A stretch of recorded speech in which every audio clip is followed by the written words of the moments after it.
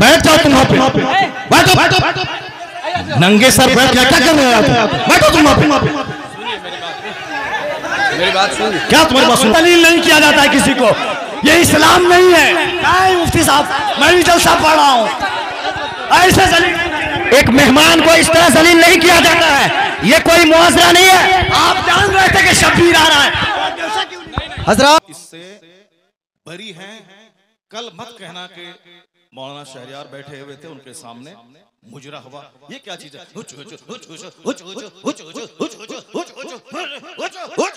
क्या है ये?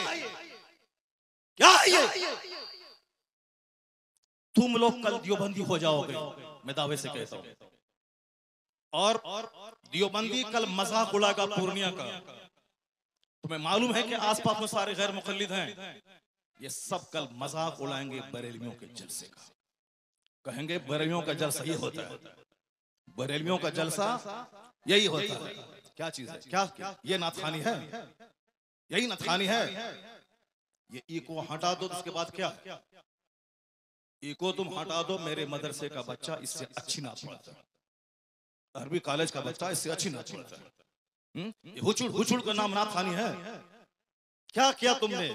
सुन्नियत को बदनाम किया, बरेलवियत को बदनाम किया, मसलक के आला हजरत को बदनाम किया। इसी का नाम जलसा है, इसी का नाम कॉन्फ्रेंस है, इसी का नाम सीरत का जलसा है। वो तो हम फंस गए मजमे में, हम बैठ गए, मुफ्ती जुबैर साहब भी फंस गए जो मजमे में बैठ गए।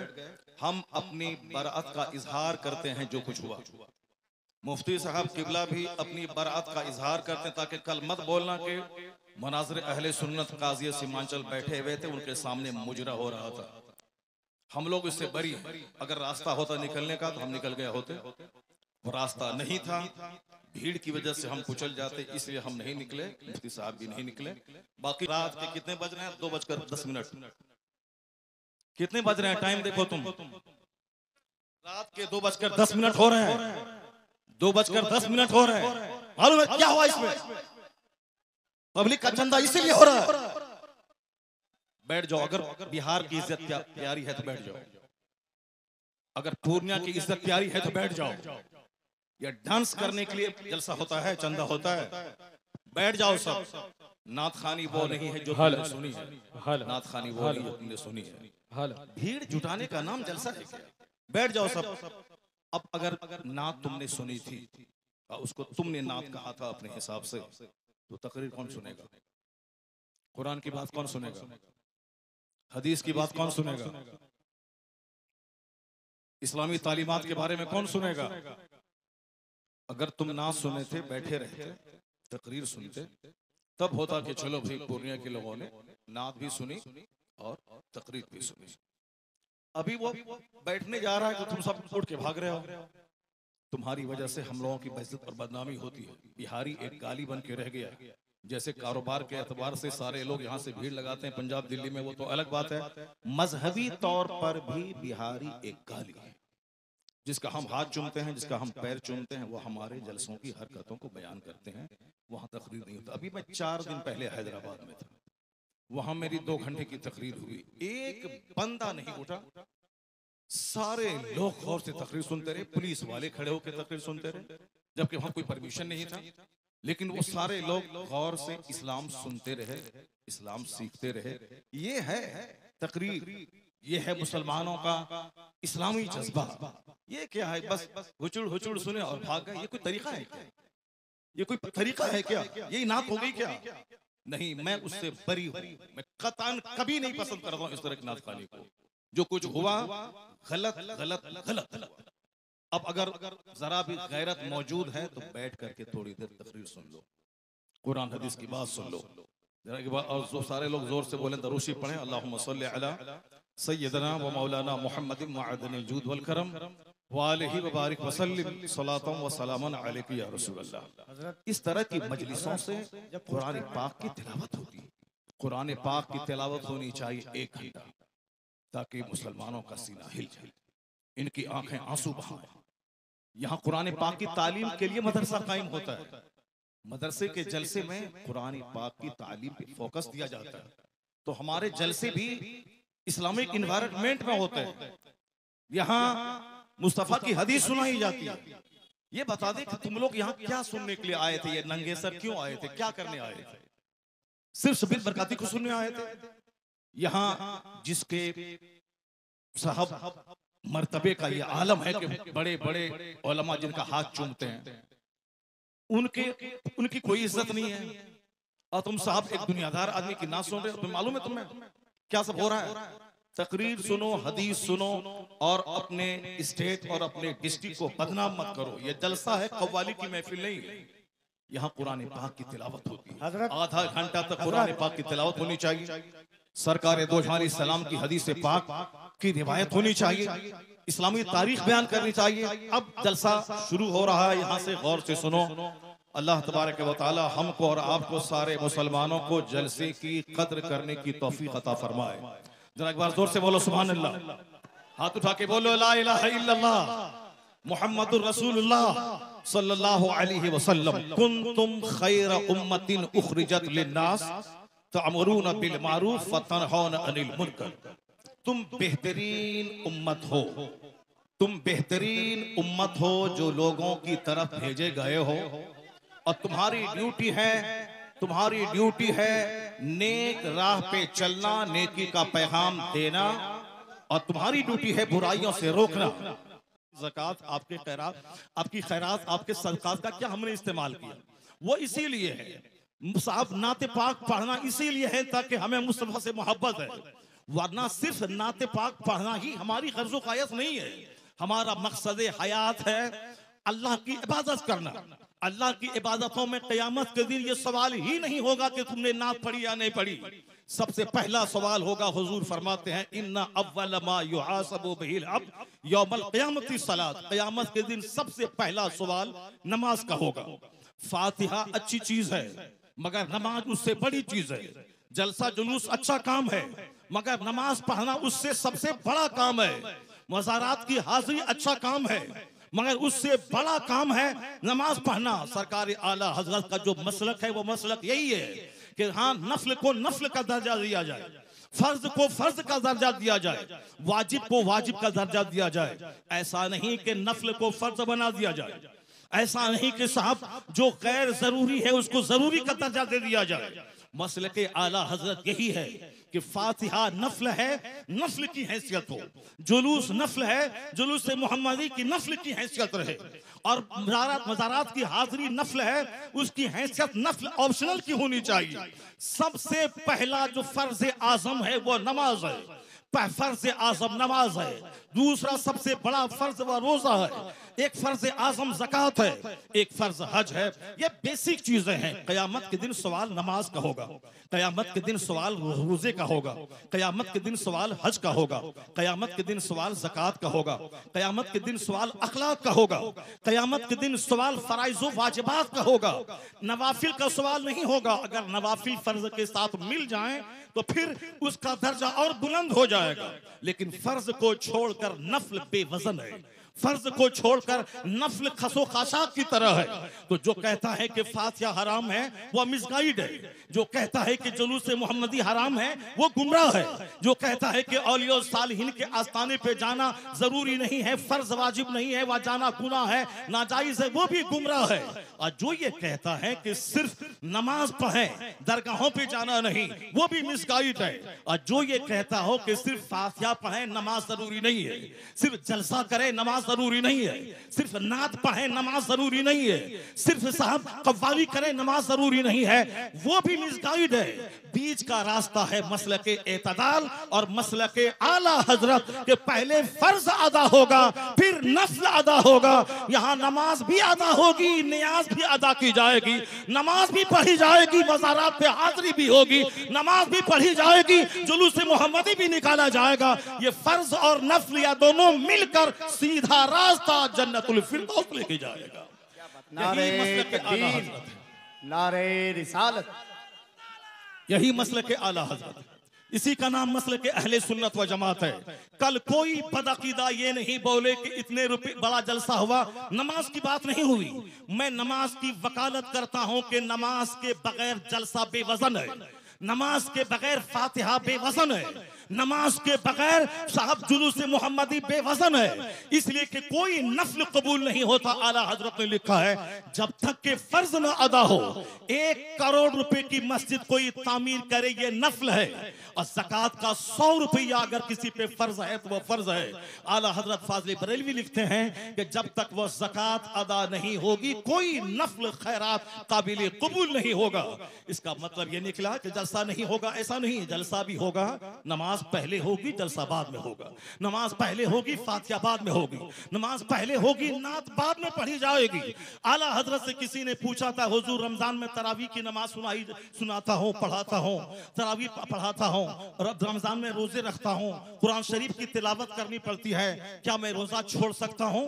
आला हजरत ने कितना अच्छा जवाब दिया, कहा बहुत सारे लोग हैं जो रोजा भी रखते हैं और कुरान पाक भी सुनाते हैं, अलबत्ता रही बात कि जो कुरान रोजा रख कर कुरान नहीं सुना सकता है उसको मालूम होना चाहिए कि तरावी की नमाज फर्ज नहीं है, तरावी की नमाज वाजिब भी वित्र की तरह नहीं है, तरावी की नमाज सुन्नत मौक़दा है। अगर किसी ने पढ़ा तो फर्ज छोड़ने के बराबर, किसी ने नहीं पढ़ा फर्ज छोड़ने के बराबर गुनाह नहीं होगा। जमात से नमाज पढ़ना ये क्या है, मौक़दा अल किफ़ाया है। अगर जमात मस्जिद में तरावी की हो गई और फिर सारे लोग अपने घर में कुछ लोग पढ़ लिए, घर में पढ़ने वाला मुजरिम नहीं होगा, लेकिन अगर जोहर की जमात छोड़ दिया वह मुजरिम होगा। कहते हैं कि जो चीज फर्ज है रोजा उसको छोड़कर ये तरावी की बात कर रहा है। बेहतर यही है कि वह तरावी अगर नहीं सुना सकता है अलम तरा कैफा से लेके क्लोज बिरब्बिन नास तक, इसको पढ़ के अपनी तरावी पढ़ ले मगर रोजा न छोड़े, क्योंकि रोजा फर्ज है, तरावी की नमाज सुन्नत है। ये फर्ज को फर्ज समझा जाए, नफल को नफल समझा जाए, जुनून और मजनू बन के ये नहीं बताया जाए जलसे और जुलूस और अपने आलिमों की तौहीन नहीं की जाए। हमारी सबसे बड़ी विडंबना यही है कि हम लोग गैर जरूरी को जरूरी समझते हैं। अल्लाह पर विश्वास करें, अल्लाह रब्बुल इज्जत ही इज्जत देने वाला, वही बंदों को जलील करने वाला, वही मदरसों को तरक्की देने वाला, वही लोगों के दिलों में अल्लाह ही मोहब्बत डालने वाला है। बेशुमार लोगों ने बड़े बड़े जलसे किए, मदरसे में तालीम नहीं हुई, वह मदरसा उजड़ गया। मैंने मुख्तसर सी जिंदगी में इसको देखा है।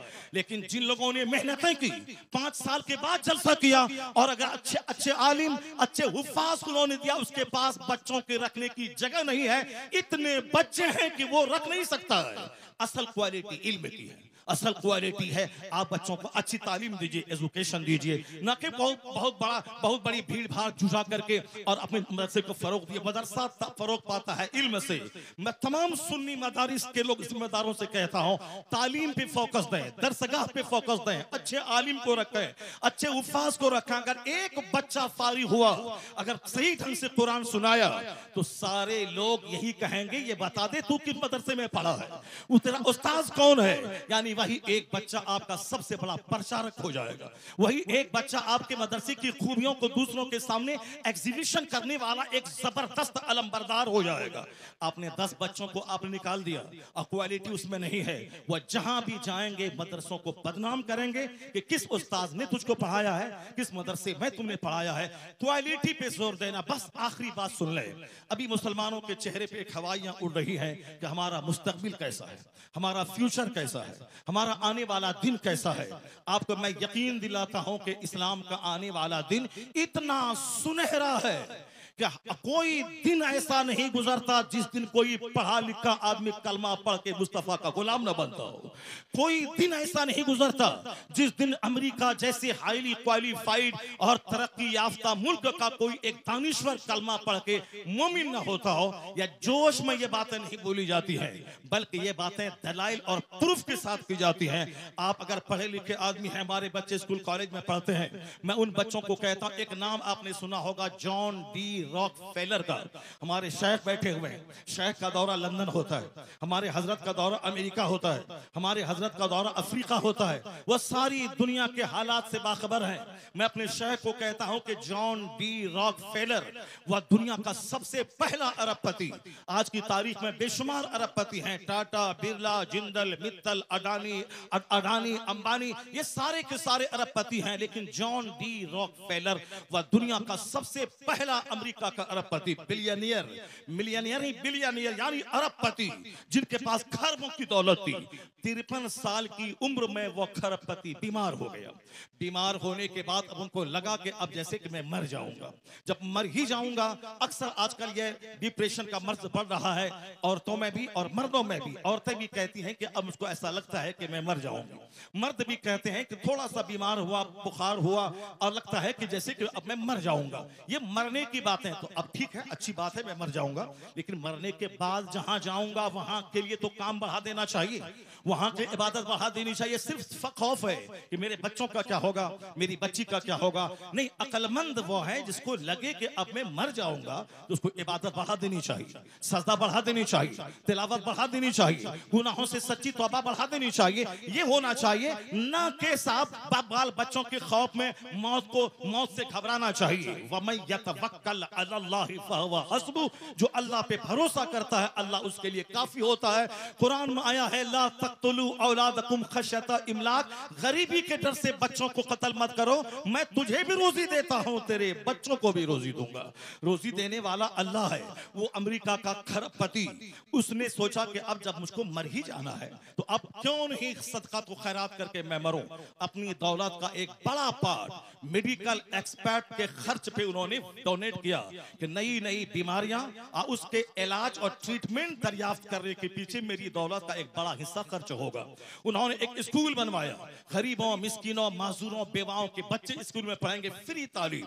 उन्होंने एक बहुत बड़ा हिस्सा अपनी दौलत का हॉस्पिटल पे वक्फ किया, यहाँ गरीबों, मिस्किनों, माजूरों, कम पैसे वालों का इलाज होगा। यानी अपने पैसे को गरीबों के लिए, सोशल वेलफेयर के लिए, चैरिटी के लिए उन्होंने दरवाजा खोल दिया।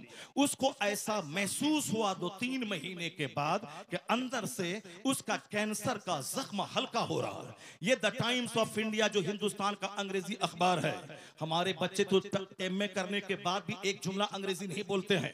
जिसको होना था डीएम वो चपरासी की भी नहीं बन पाए, जिनको होना था साइंटिस्ट वो गली कूचे का दिल फेंक आशिक बन गया। अमेरिका का यहूदी एक एक मिनट का सही इस्तेमाल करके दुनिया को माइक्रोफोन दे, दुनिया को हवाई जहाज दे, और हमारे वो बच्चे जिसके पास थी मेरिट डीएम बनने की, वो सिर्फ मोबाइल चला चला करके वो बच्चे हमारे गली कूचे के दिल फेंक आशिक बन गए, किसी काबिल नहीं रहे। एक बच्चा हिंदुस्तान का अगर आईएएस ऑफिसर बनता है तो 40 करोड़ मुसलमानों का कलेजा ठंडा हो जाता है। वो कमा के अपने बाप को देगा, मगर नाम पूरी मुस्लिम सोसाइटी का होता है। हमारी मेजॉरिटी हमारे नौजवानों की मोबाइल चला चला के डीएम तो नहीं बनी, अलबत्ता अपनी जवानी में आग लगा दी, अपनी सोच और फिक्र में आग लगा दी, अपनी अपनी अपनी सेहत को तबाह बर्बाद कर दिया, अपने खानदान की नाक मिट्टी में मिला दी। मोबाइल का इस्तेमाल जरूरतन हो, 24 घंटे उसमें घुस के न रहे। टॉयलेट का इस्तेमाल जरूरत हो, 24 घंटे टॉयलेट में घुसने वाला तबाह बर्बाद हो जाएगा, सेहत खत्म हो जाएगी। यहूदी एक एक मिनट को कीमती समझते हैं तो जलील कौम दुनिया में सबसे मालदार कौम है।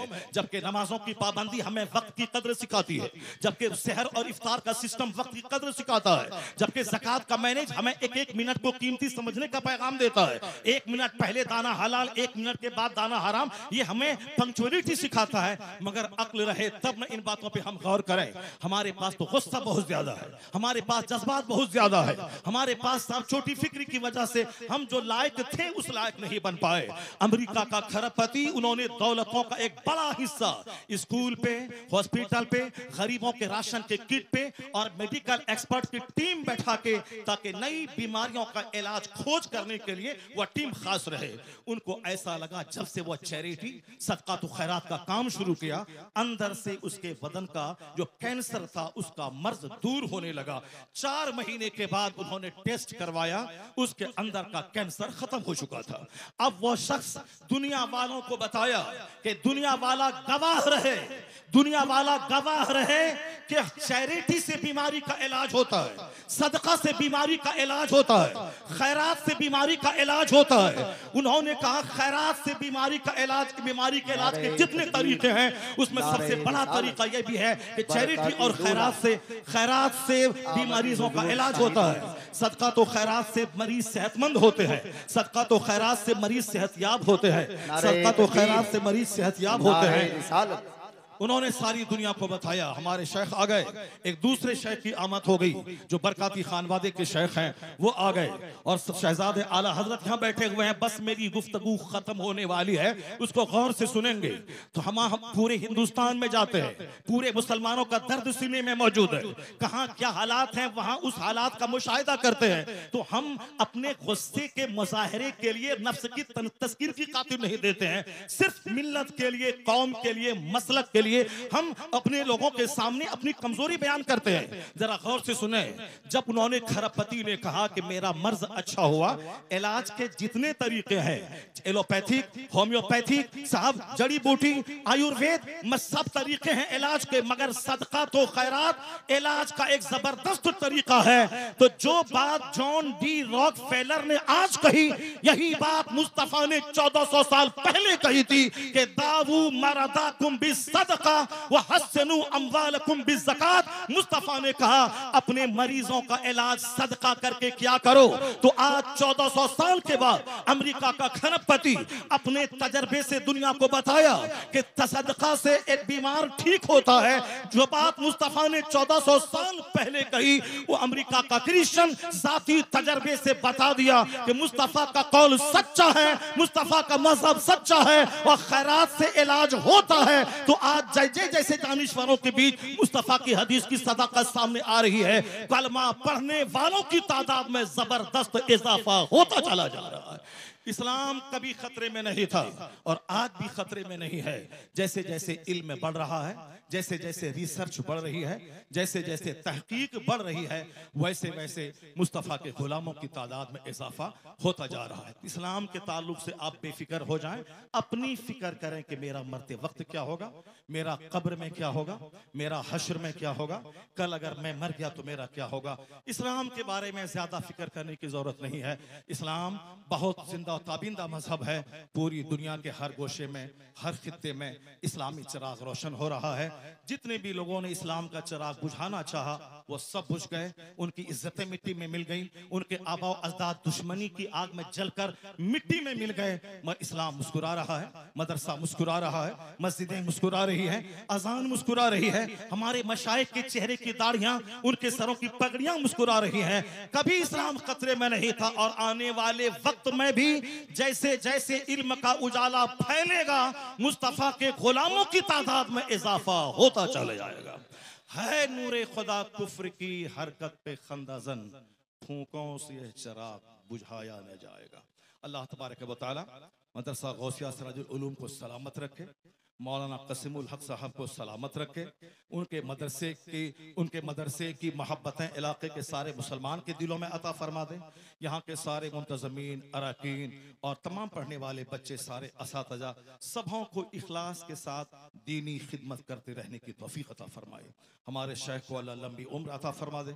अल्लाह ताला इन्हें और पूरी दुनिया में घूम घूम कर मसलक के आला हजरत की धूम मचाते रहने की तौफीक अता फरमाए। आमीन व आखिर दावाना अनिल हम्दुलिल्लाहि रब्बिल आलमीन।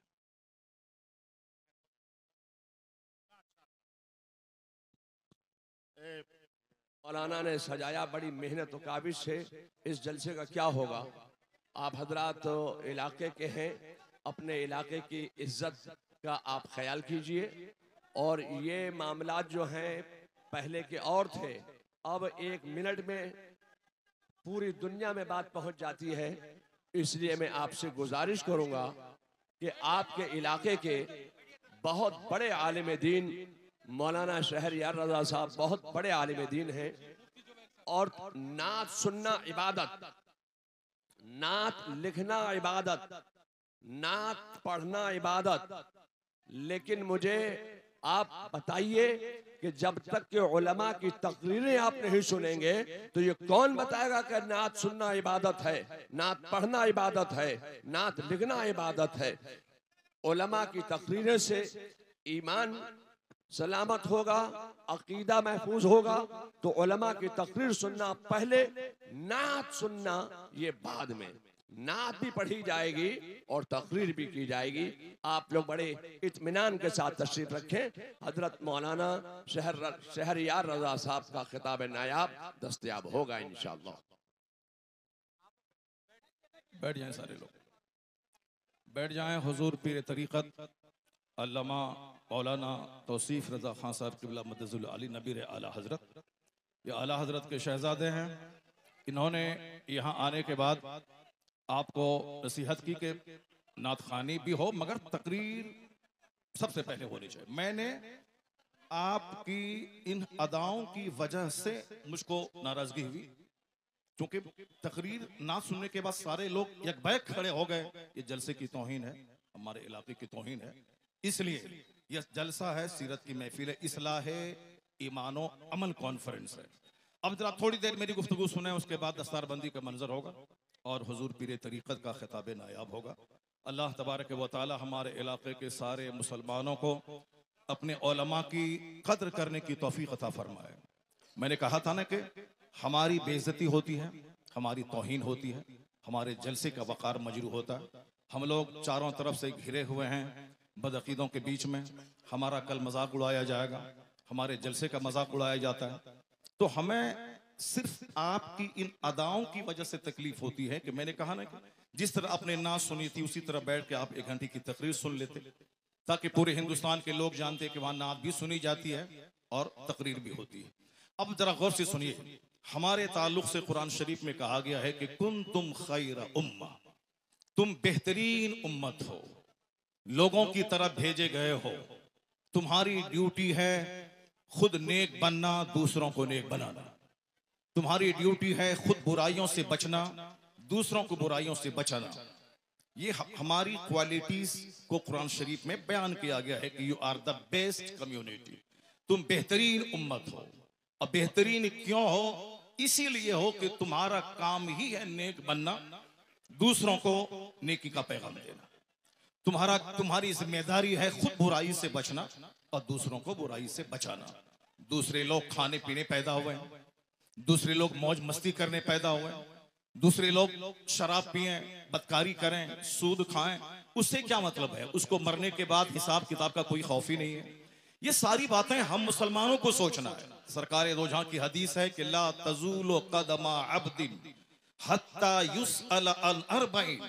आका फरमाते हैं कि क़यामत के दिन बंदे का पांव अपनी जगह से 1 इंच नहीं हटेगा, 1 इंच नहीं हटेगा जब तक के 4 चीजों का उससे सवाल न हो जाए। जब तक के 4 चीजों का उससे सवाल न हो जाए। सबसे पहला सवाल होगा अन उमरिही फीमा अफना, यानी अपनी ये कीमती जिंदगी तुमने किस काम में गुजारी। ये तो हर मुसलमान को समझना होगा कि हम अपना बहुमूल्य जीवन सर से लेके पांव तक महासंख्यों रुपए से ज्यादा कीमती पार्ट्स अल्लाह ने दिए। जो लोग गूंगे हैं, बात नहीं कर सकते, उनको देखने के बाद अपनी जबान की अहमियत समझें। जो लोग अंधे हैं, देख नहीं सकते, उनको देखने के बाद अपनी आंख की अहमियत समझें। जो लोग पागल हैं, समझ नहीं सकते, उनको देखने के बाद अपनी अक्ल की अहमियत समझें। जिसके पास हाथ नहीं है वह लूल्हे को देखकर अपने हाथ की अहमियत समझे। जो लोग लंगड़े हैं, जो चल नहीं सकते, उनको देखने के बाद अपने पांव की अहमियत समझें। जो अरबों में खेलने वाले 2 रोटी खा के पचा नहीं सकते, उनको देखकर 10 रोटी खाने के बाद पचाने की जो मशीन अल्लाह ने पेट की शक्ल में दी है, उसका महत्व समझें। हुजूर फरमाते हैं कयामत के दिन इन सारी नेमतों के बारे में सवाल होगा। तुमने अपने पांव का कैसा इस्तेमाल किया, तुमने अपनी जबान का कैसा इस्तेमाल किया, तुमने अपने हाथ का कैसा इस्तेमाल किया, तुमने अपनी आंख का कैसा इस्तेमाल किया। सारी जिंदगी के बारे में सवाल होगा। नाच तमाशे में जिंदगी गुजारी या कुरान की तिलावत में गुजारी? तुमने सिर्फ वक्ती लज्जत की खातिर तुमने इंजॉय किया या तुमने रात में तहज्जुद के वक्त उठ के अल्लाह के खौफ से आंसू बहाया? ये सवाल होगा सारी नेमतों के बारे में। ये कीमती जिंदगी किस काम में गुजारी? हमें मुशरिकों के नाचने गाने से कोई एतराज नहीं, हमें यहूदो नसारा के नाच गाने से कोई एतराज नहीं है, हमें बौद्ध और जैन के नंगे रहने से कोई एतराज नहीं है। हमें सिर्फ मुसलमानों से कहना है कि हमारे पैगंबर ने कहा है कि कयामत के दिन 1 इंच अपनी जगह से हट नहीं पाओगे जब तक के 4 सवालों का जवाब नहीं दे दो।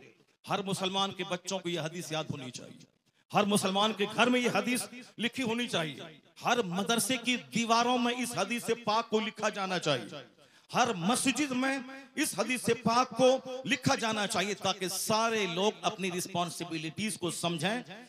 बैठ जाओ तुम वहां पे, बैठो बैठो बैठो, नंगे सर बैठ क्या कर रहे हो? बैठो तुम वहां पे, मेरी बात सुन। क्या तुम्हारी बात सुनो? बैठो तुम, क्या बैठे? बैठ जाओ तुम वहां पे। ये क्या कवाली की महफिल नहीं है, कवाली की महफिल नहीं है, ऐसे जलील नहीं किया जाता। कवाली की महफिल नहीं है मुफ्ती साहब, कवाली है ये, कवाली थी वो, ऐसे जलील नहीं किया जाता है। कवाली थी वो, कवाली थी वो, नहीं वो कवाली थी वो। बैठ जाओ सब, बैठ जाओ सब, बस भाई इस्लाह करने के लिए बैठा हुआ हूं। बैठ जाओ, बैठ जाओ। नहीं वो गलत है, जो कुछ हुआ वो गलत है, जो कुछ हुआ वो गलत है, जो कुछ हुआ वो गलत है, नहीं है। हाँ हाँ, क्या यहाँ तो नाच को सुनना चाहता है वो, नाच को सुनेगा वो, नाच को सुनेगा, नाच को सुनाओ, दीनी मजलिस में नाच कराओगे तुम। बैठ बैठ।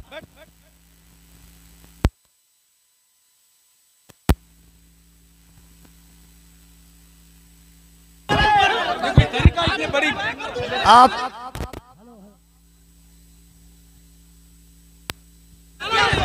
हेलो हेलो, जब मुफ्ती साहब को मालूम था कि शब्बीर बरकाती आ रहे हैं तो मुफ्ती साहब को आना ही नहीं चाहिए था, यहाँ आना ही नहीं चाहिए था। हज़रत आपको ऐसे जलील नहीं किया जाता मुफ्ती साहब, ऐसे जलील नहीं किया जाता किसी को, ये इस्लाम नहीं है। नहीं मुफ्ती साहब, मैं भी जलसा पढ़ रहा हूँ, ऐसे जलील एक मेहमान को इस तरह जलील नहीं किया जाता है, ये कोई मुआवजा नहीं है। आप जान रहे थे कि शब्बीर आ रहा है। हजरत